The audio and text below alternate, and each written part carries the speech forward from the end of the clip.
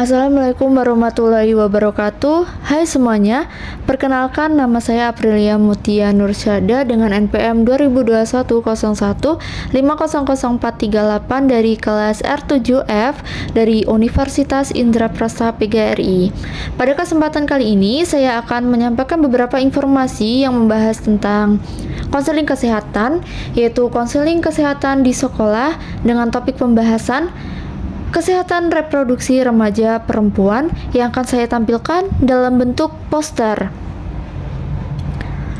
Konseling ini perlu dan sangat penting karena remaja perempuan berada pada masa transisi menuju dewasa, di mana terjadi banyak perubahan secara fisik, emosional, dan sosial yang mempengaruhi kesehatan reproduksi mereka.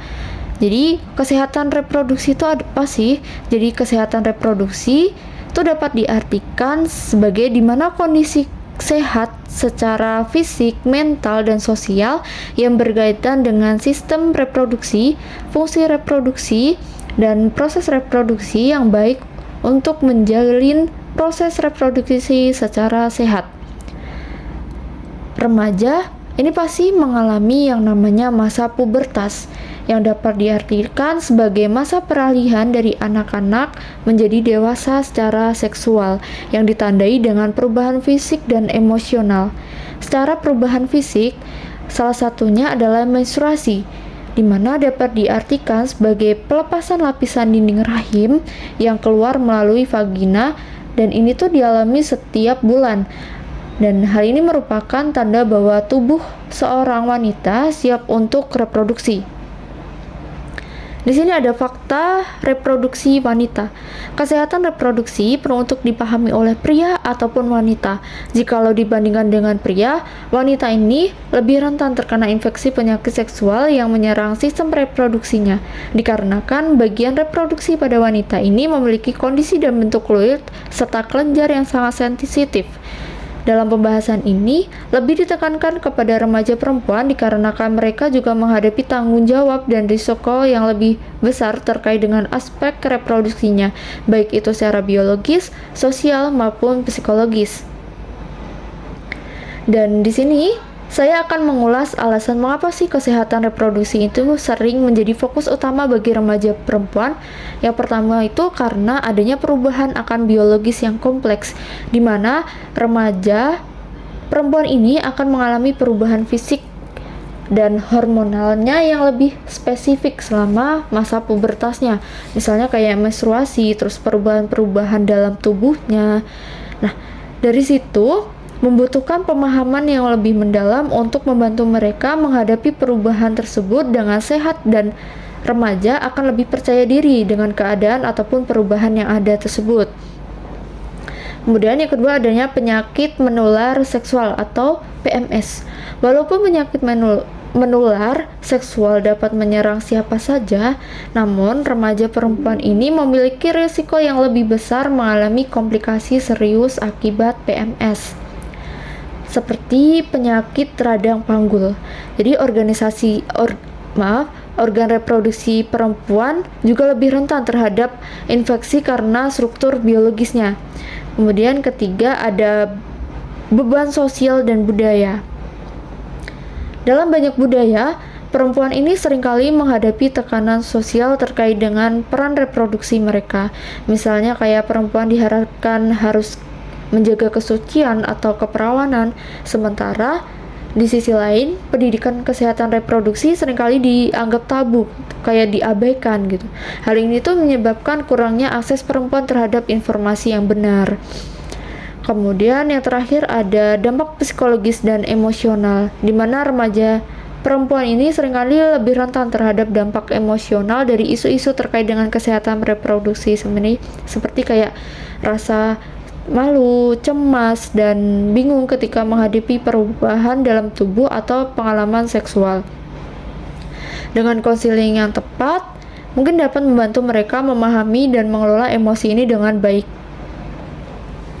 Di sini ada beberapa alasan kenapa wanita ini rentan terkena penyakit seksual, yaitu dikarenakan yang pertama adanya kondisi anatomi vagina, di mana letak yang terbuka yaitu vagina memiliki akses langsung ke luar tubuh sehingga lebih mudah bagi mikroorganisme seperti kayak bakteri, virus, jamur itu untuk masuk dan menyebabkan infeksi.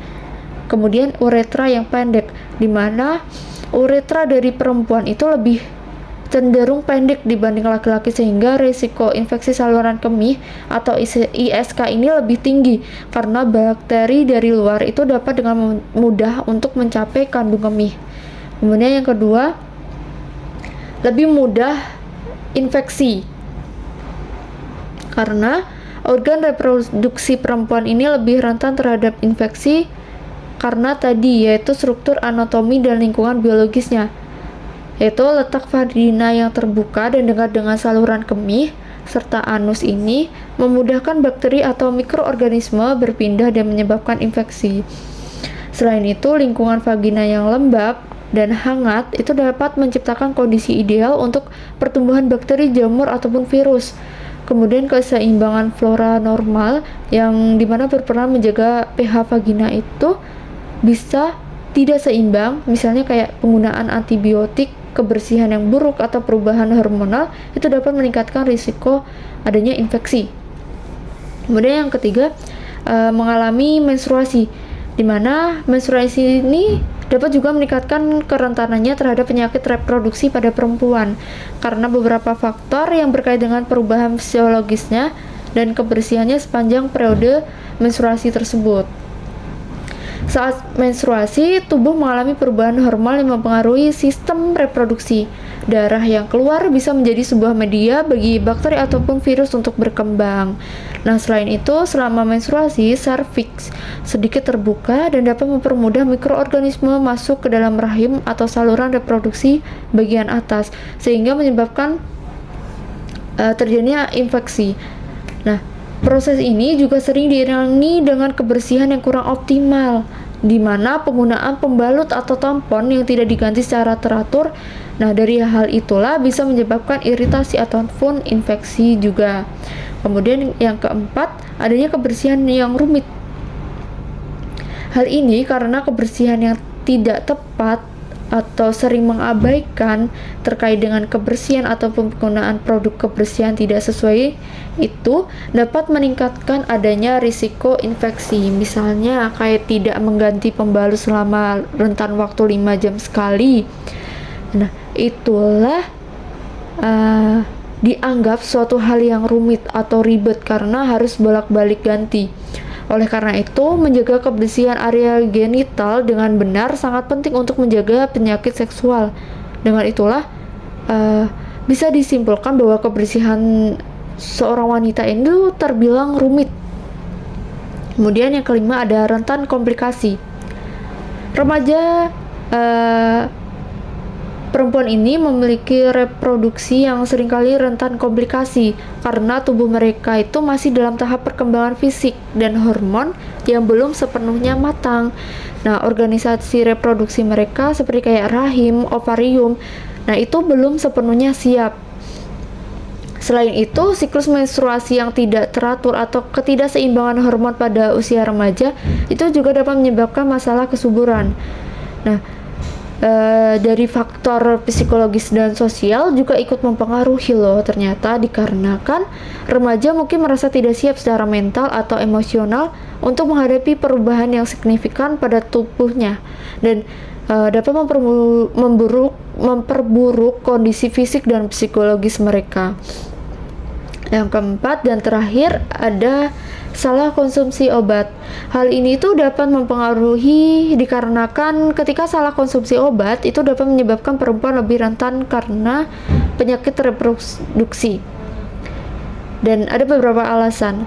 Nah, banyak obat yang bisa mempengaruhi keseimbangan hormon dalam tubuh. Misalnya kayak obat yang digunakan untuk mengobati gangguan lain seperti kayak antibiotik atau obat hormonal yang tidak sesuai dengan dosis ataupun jenisnya itu bisa mengubah kadar estrogen atau progesteron yang dimana berperan penting dalam fungsi reproduksi. Nah, perubahan ini dapat mengganggu siklus menstruasi, kesuburan ataupun bahkan menyebabkan gangguan pada organ reproduksinya.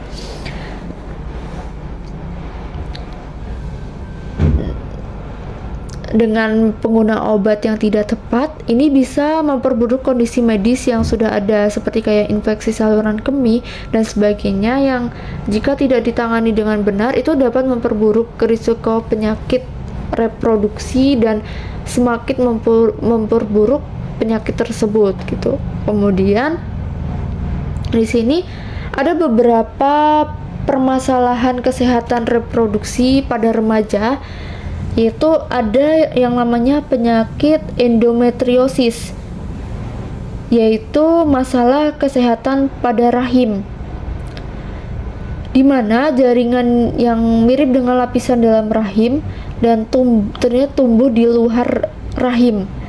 Jadi endometriosis ini menjadi permasalahan kesehatan reproduksi pada remaja, ya dikarenakan pada remaja seringkali sulit untuk didiagnosis karena gejalanya yang hampir mirip dengan gangguan menstruasi pada umumnya, seperti kayak nyeri haid yang parah. Namun nyeri yang ditimbulkan oleh endometriosis ini bisa jauh lebih intens dan berlangsung lebih lama, bahkan bisa mengganggu aktivitas sehari-hari seperti kayak sekolah dan olahraga. Kemudian yang kedua ada yang namanya PCOS. Di era sekarang kayak lagi dibahas terkait dengan PCOS. Sebenarnya apa sih penyakit PCOS ini? Jadi PCOS atau sindrom ovarium polikistik adalah kondisi hormonal yang umum terjadi pada wanita di usia reproduksinya. Yaitu pada wanita dengan penderita PCOS ini dapat mengganggu siklus menstruasi dan menyebabkan periode yang tidak teratur atau bahkan tidak datang bulan sama sekali, dan kesulitan untuk hamil, serta gejala fisik seperti jerawat dan pertumbuhan rambut berlebih di wajah. Karena PCOS ini mempengaruhi banyak aspek fisik dan hormon, maka diagnosis dan penanganannya penting untuk mencegah komplikasi jangka panjang seperti kayak infertilitas atau masalah kesehatan lain di masa depannya. Kemudian yang ketiga ada namanya penyakit fibroid atau tumor non-kanker pada wanita subur, yaitu pertumbuhan jaringan otot polos yang terjadi di dalam atau sekitar rahim. Nah, jaringan ini tuh bersifat jinak, yaitu belum termasuk pada penyakit kanker. Nah, fibroid ini bisa bervariasi dalam ukurannya, yaitu dari kecil maupun besar gitu. Dan fibroid ini sering ditemukan pada wanita usia reproduktif, yaitu pada rentan usia 30 hingga 40 tahun. Meskipun sering ditemukan pada wanita dewasa, namun fibroid ini juga bisa terjadi pada remaja loh, yaitu terutama yang mengalami menstruasi sejak dini atau memiliki faktor genetik tertentu. Keberadaan dari fibroid pada remaja ini bisa menyebabkan gangguan pada siklus menstruasi, seperti kayak pendarahan menstruasi yang besar atau tidak teratur yang dapat berujung pada anemia atau kekurangan darah. Nah, jika tidak terdeteksi atau ditangani dengan baik dan cepat, maka fibroid ini juga berpotensi mempengaruhi kesuburan di masa depan karena dapat mengganggu proses kehamilan ataupun kelahiran. Oleh karena itu, fibroid pada remaja ini perlu untuk mendapatkan perhatian yang lebih secara medis agar dampak dari negatif terhadap kesehatan reproduksi itu dapat diminimalkan. Kemudian ada yang keempat itu ada penyakit yang namanya sistitis interstisial atau nyeri pada kandung kemih,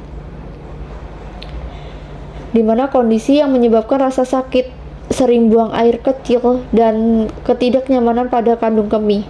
Dan pada remaja, kondisi ini bisa menjadi masalah kesehatan reproduksi karena dapat mengganggu kesehatan sehari-hari dan mengganggu perkembangan fisik serta fisiologis mereka. Nah, penyakit kandung kemih ini itu biasanya ketika kita pipis atau buang air kecil itu di bagian area vagina itu kayak ngerasa nyeri gitu. Kemudian ada yang namanya penyakit HIV atau AIDS. Hingga sekarang penyakit HIV atau AIDS ini belum ada obat yang mampu menyembuhkan penyakit sampai akar-akarnya. Dan penderita yang mengalami HIV ini bisa mengonsumsi obat dalam rentan kehidupannya, dan selama hidupnya dia harus mengonsumsi obat-obatan untuk menyembuhkan HIV ini. Dan HIV ini sebenarnya apa sih? Jadi HIV ini tuh masalah kesehatan reproduksi pada remaja karena dapat mempengaruhi kesehatan fisik, mental, sosial karena secara signifikan. Nah, remaja yang terinfeksi penyakit HIV ini dapat mengalami penurunan sistem kekebalan tubuh, membuat mereka lebih rentan terhadap infeksi lain yang berpotensi lebih parah. Selain itu, HIV ini tuh dapat ditularkan, yaitu salah satunya melalui darah ataupun cairan-cairan yang terdapat pada penderita, dan yang menjadi salah satu cara penularan utama di kalangan remaja yang aktif itu secara seksual. Kemudian di sini ada beberapa tips atau cara-cara efektif ini untuk menjaga kesehatan reproduksi pada wanita dengan gerakan sehat, di mana S-nya itu yaitu senantiasa lebih memperhatikan kebersihan kelamin. Sekarang kita harus lebih aware, lebih paham bagaimana sih cara menjaga kebersihan kelamin kita. Kemudian yaitu edukasi diri, yaitu lebih sering untuk mengenal penyakit seksual. Tidak salahnya kita belajar untuk mengetahui penyakit-penyakit apa sih yang bisa menyebabkan penyakit reproduksi yang dapat mengganggu. Kemudian yaitu hindari kebiasaan buruk seperti tidak mengganti pembalut selama rentan waktu 5 jam sekali, dan hindari hal tersebut. Kemudian yaitu atur penggunaan obat-obatan sesuai dengan kebutuhan, yaitu jangan berlebihan. Dan T yaitu tetap rutin memeriksakan kesehatan kelamin pada ahlinya. Itu terkadang penyakit itu tidak bisa kita deteksi secara langsung. Maka dari itulah supaya untuk menghindari sesuatu hal yang berdampak buruk, maka tetaplah rutin untuk memeriksakan kesehatan kelamin Anda pada ahlinya. Nah, dari pembahasan tadi bahwa penekanan pembahasan kesehatan reproduksi pada remaja perempuan itu bertujuan untuk memberikan pengetahuan dan keterampilan yang mereka butuhkan untuk menjaga kesehatan fisik, mental, dan sosial. Nah, dengan pembahasan yang baik, mereka dapat menghadapi tantangan reproduksi dengan lebih percaya diri, mencegah risiko kesehatan, dan menjadi individu yang lebih mandiri lagi dalam membuat keputusan serta terkait dengan tubuh dan kehidupan. Oke, pembahasan mungkin cukup sampai di sini dulu. Terima kasih telah menyaksikan, dan semoga video informasi yang telah saya berikan ini dapat bermanfaat bagi kalian yang menyaksikannya. Terima kasih.